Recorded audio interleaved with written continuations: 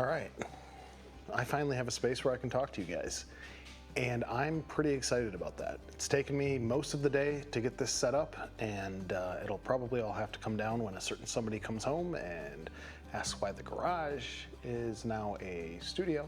But until then, I have the space. So let's talk about camping. It is June 2025.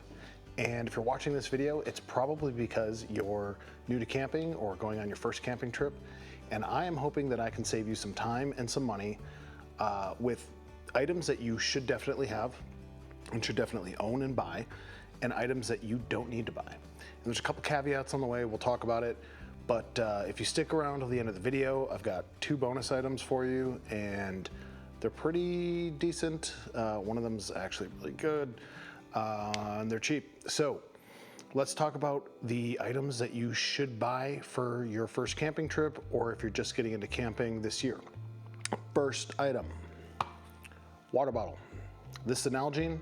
I actually don't like Nalgenes. I just grabbed it for this video.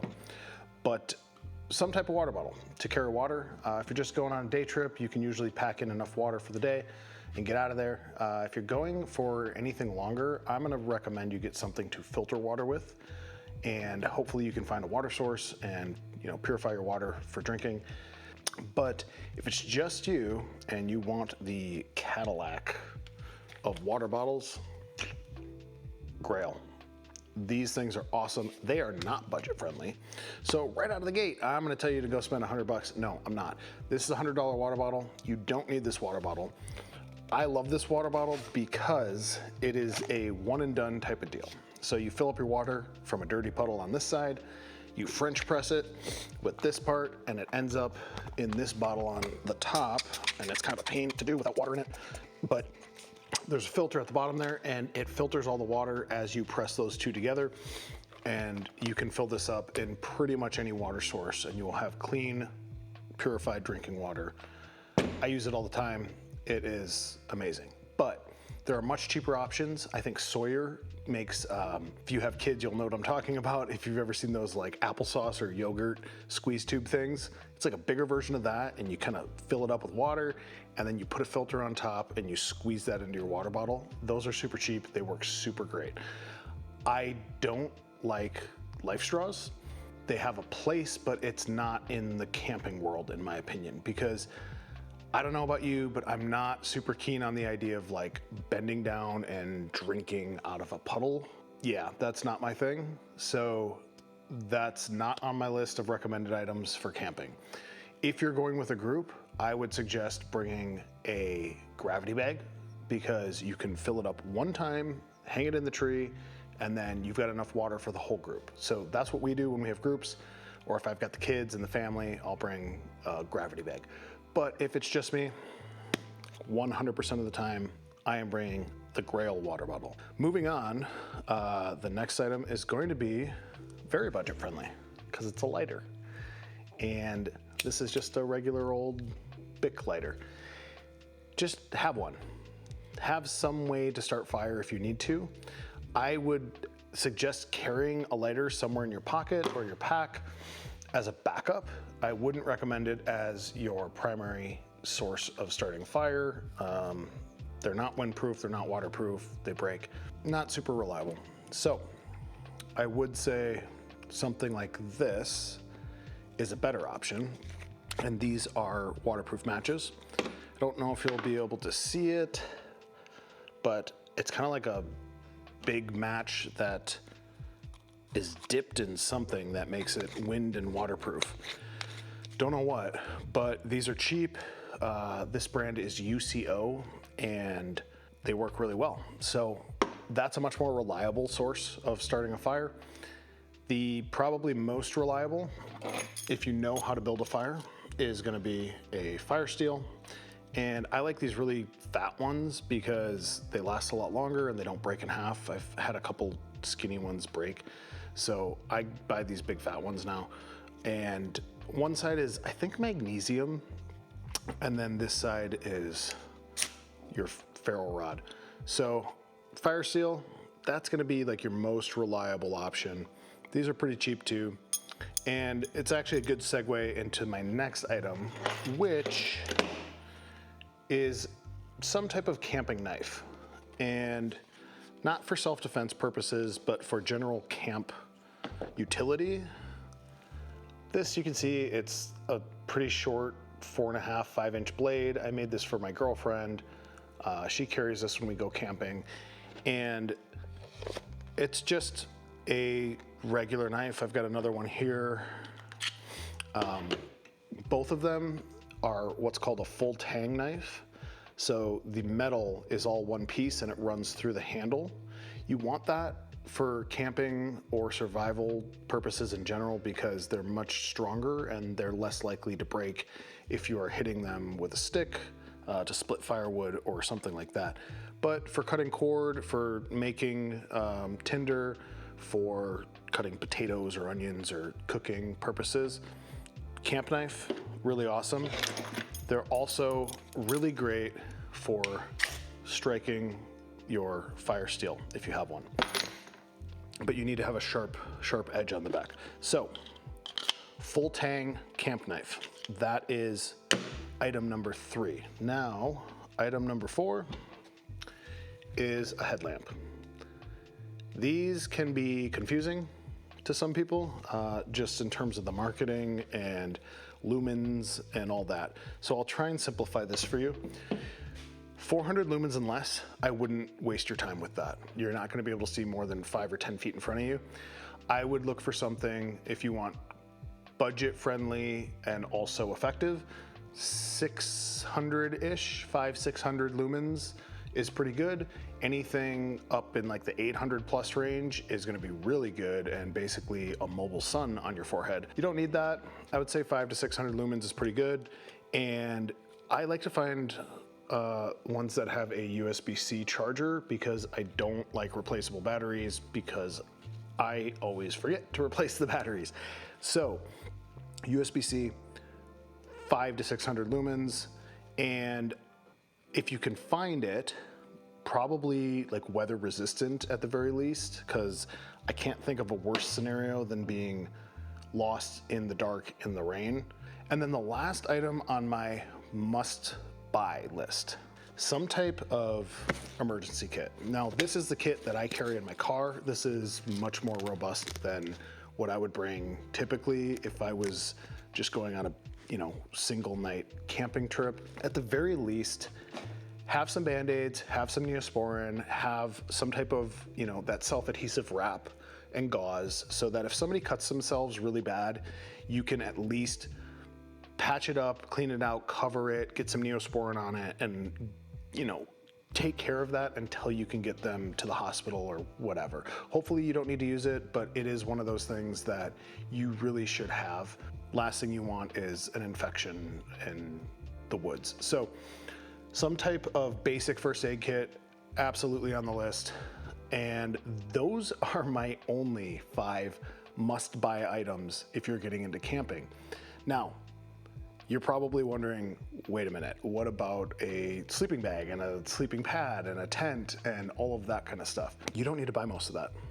And there's a big caveat here, but for most people, you don't need to buy that because most people who live in a metropolitan area have a university nearby. And you may not know this, but most universities have a rental program within their athletics department. So you can call your local university and find out. I don't know that they all do, but everyone that I've ever contacted has this. And you can rent a tent like this. So you don't need to buy a tent. If you're just going to a music festival, if you're going to a weekend camping trip with your friends and you're never going camping again, or it's your first time camping and you don't know what tent you want, don't go buy a tent, rent the tent because they're gonna have half dome and quarter dome tents, which are 2-person and 4-person tents. Now, another pro tip for you, a 2-person tent in the world of camping is actually a 1-person tent or 1 person and a dog. A 4-person tent is a 2-person tent. Don't ask me why, unless you like being crammed in like sardines. 2 people in a 2-person tent is miserable And you're much better off in a 4-person tent, especially if you have a dog. So don't buy a tent. You don't need to. You can rent a tent if you have a university near you. And that's gonna be the case for all of these items. So tent, don't need it. Next item on the list, backpack. You don't need a backpack. You probably have a backpack. So use that backpack. You really want to do some research and know what you're looking for before you buy these items. So backpack, rent it. Next on the list, sleeping pad, rent it. You can rent a sleeping pad. I'll tell you right now, most of them are terrible. Next is going to be camp chair. Don't need it. I mean, if you really want a chair, you probably have a fold-up chair somewhere in your garage or somewhere, a closet somewhere. Sit on the cooler or sit on the ground. And if it's just a night, like, that's just make it part of the experience. Like, you don't need to go spend $80, $90 on a chair that you're gonna use one time. So, camp chair, don't need it. Next on this list, what do we got? Am I out? Oh, I'm not out. Sleeping bag. Okay, sleeping bags, let's talk about that. You can rent a sleeping bag, but that sounds kind of gross to me. I'm not super keen on the idea of like crawling into a sack that somebody has been sweating in. So I can understand buying a sleeping bag. My advice is to go to somewhere like Sierra Trading Post, if you have those, or look on REI.com. They have, I think they call it their garage sale or something like that. They have like a used section. Here's what you want to look for in sleeping bags. If you're in the lower 48 of the US, a 40-degree synthetic filled bag is more than enough for you. Not for winter, not for fall, for the summer, during the camping season when most people are going, a 40-degree synthetic bag is gonna work perfectly. And you can get one of the bags that I'm talking about from Sierra for under $50. So, summarizing this whole video, rent the cook kit, rent the backpack, rent the tent, rent the sleeping pad, buy the sleeping bag, I think, for hygiene purposes, buy a headlamp, buy a water bottle, probably buy a secondary fire starting item, whether it's the wet matches or the fire seal or something like that. I would just have something that isn't a Bic lighter, but also have a Bic. And then buy a knife, or if you're not big on like carrying a big Rambo knife kind of deal, maybe like a Leatherman. But I said I had a couple of items at the end as a bonus. So item number 1, and this is if you are cooking on your trips, see if you can find one of these. I don't know why it's wet. Ew. This is just a little plastic cutting board, but it is so handy when you are cooking in the wilderness because it's that or a log.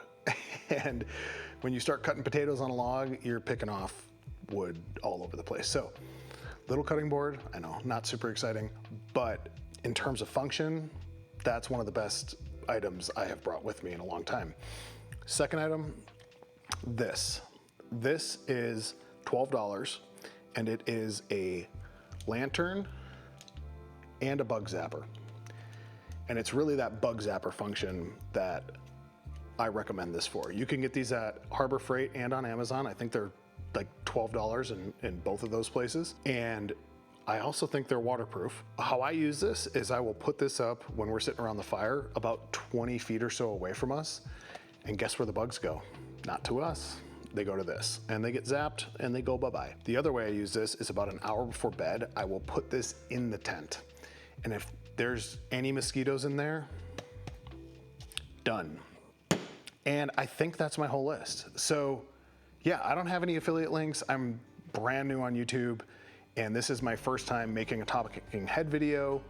And I'm hoping that I can just kind of chat and talk and hang out with you guys and hopefully give you guys some usable advice on outdoors, whether it's hiking or camping or hunting or fishing, wildlife photography. That's one of my big hobbies. So yeah, look out for all those kinds of videos. And if I miss something, please put it in the comments. I'm just really honestly looking for my people. And I'm hoping that this video will find those people and that I can just kind of be myself and not have to put on a facade and a show for YouTube and whatever else. So with all that being said, I'm gonna drink my old fashioned. Cheers, thanks for tuning in, and I'll probably be outside doing something in the next video. So hopefully I'll see you in that one.